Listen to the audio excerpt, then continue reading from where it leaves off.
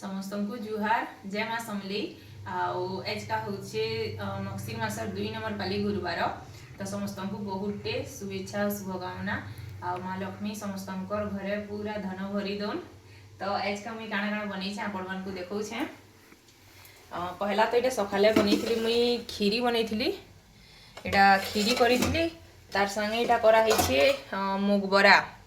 खीरी और मुग बरा करी आउ फल मूल कर पानी छड़े देती तारपर यहाँ मोर देखे दियो टिके यहाँ भात बन देछे हाँ आ पुड़ी बनी पुड़ी भी बनी पुड़ी खाइलु फिर यहाँ अच्छे मुग दाल मुगर डाली करें इे कर शाग लाली शाग अच्छे आउ इटा करें खट्टा टिके तारपर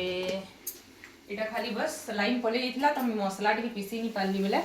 इटा बिना प्याज लहसुन आज तो बिना प्याज लहसुन करसन तो यहाँ मिक्स तरकारी टी होचे इटा है आपण मैंने काଣା काଣା करी संजे कमेंट्स करी बताबे।